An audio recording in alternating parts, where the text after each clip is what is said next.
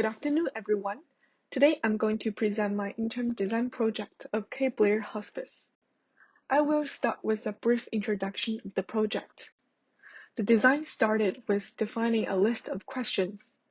How does one design a building that has capabilities of working with the patient's final days?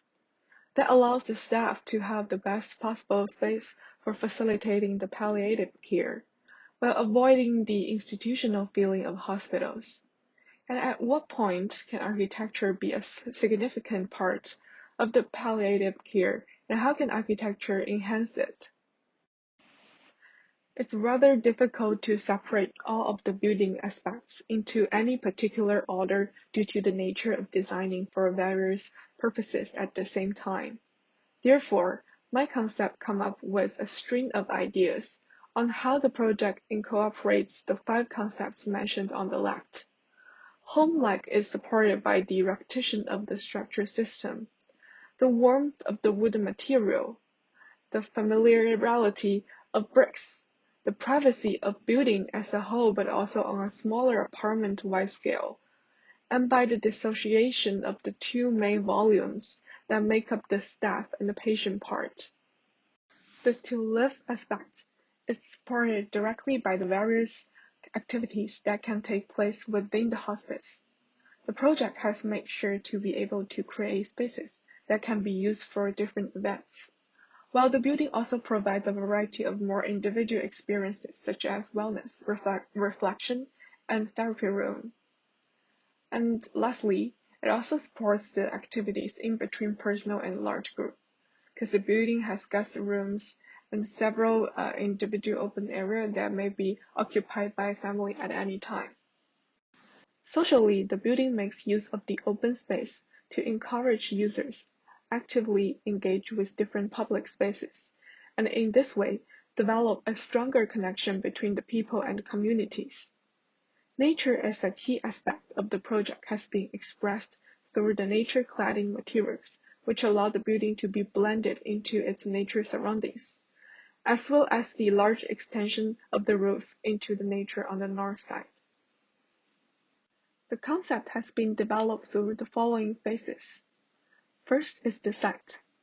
Our site is located on a relatively flat plain, where the north side is tied with a nature conservation area, which can provide a beautiful nature barrier for the hospice. The hospice is divided into 3 areas: the residence units, the common facilities, and the staff and the service facilities. This splitting allows hospice to have a more calm and home-like environment for the residence area and a more busy area for the service zone. The common facilities are used by both patients and the staffs. Therefore, this area lies in between the other 2 zones. For the adjusting, the building geometry is remodeled to follow the curvature of the site boundaries. This creates a building which is more in sync with the surroundings and creates a more dynamic expression of the building form. The next phase is by lifting the roofs and ceilings in certain area of the hospice, create a window band running between the base of the roof. This helps to draw the light and air into the building. Also, the room height has been carefully considered for different user experiences.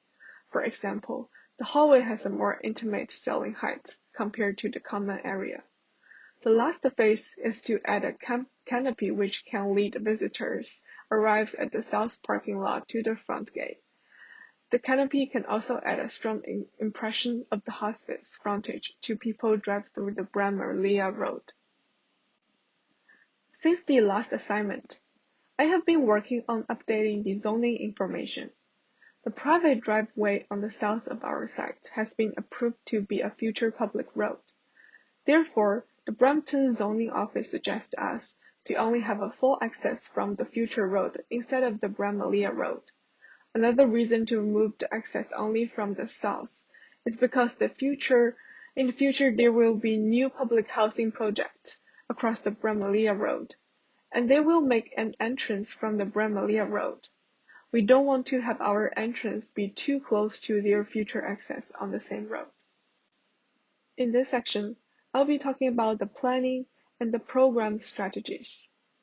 This is a 1:1000 master plan. The car entrance of the site is planned on the south side from the future public road, while there is a separate visitor entrance from the Brahmalia to walk in. The canopy swing grades and connects people arriving on the site from both entrances. The main public entrance into the building is located towards the west. When entering the building, you are standing in the lobby, where the secretary at the reception will ask for what errand you here. From the lobby, you have access to find your way to discover the main hallway from which the patient rooms and the common functions are located. At the middle of the hallway towards the east, you will find the common area and the winter garden, which is the social heart of the hospice. In the common area, there is a kitchen, a dining place, and a lounge area with sofas and pillows for people to comfortably eat and chat there. Located towards the west are services and the staff functions. The staffs have an entrance from the building west end, which lead to nearby office rooms on the second floor. The main storage room is connected to the staff and the visitor parking lot. The winter garden towards the south is the main drop-off point for patients from ambulance. This can offer them with a different arriving experience and create a home-like feeling for them when they first arrive. This is the second floor plan. The second floor is staff access only, where located all the office-related programs and the back-of-house programs. This is a section through the main hallway, entrance yard, and the staff and service program. This section shows the principle of compression and release through different room heights. The shift in room heights underlines the transition from one room and atmosphere to another. This is a section through patient room, main hallway, and the common space. In the top of the residence units, you can see cuts of the skylights, which gives them great daylight and solves the major concerns of placing the residence programs north-oriented. Upon entering the lobby, the reception is on your left hand. The curved curtain wall can provide an immersive view from the lobby to the entrance garden. As you walk down the hallway, you pass the light shafts, which light up the hall and with the nature planting at the bottom. They are even more vivid, more than a simple aesthetic installation. The light shafts provide a small, safe space before entering the residence units, reducing the institutional feeling that many have come to dislike. The common space is intended for social gathering, emphasized by the openness of the space and the folded roof geometry. This is the gathering area. The columns that strike down through the space along with the differences in ceiling height provides a subdivision of the space, differentiating from hallway and the lobby. The fundamental basis for the winter garden is founded in other projects, where the hospice director told the project group that their winter garden has heavily favored by the patients, and that it was used not only for conversation, but also for reflection. This is an interior view of the individual units, and you can see how it's feeling like being at home at this place. In this section, I'll be talking about the system integration. This is the structural plan showing the basic principle of the structure system in the building. The biggest challenge here was the building has 3 different wall orientations and are not aligned on a single straight line. Therefore, I divide building into smaller structure units on the building perimeter and a bigger span across the central common area to allow a more flexible grid orientation.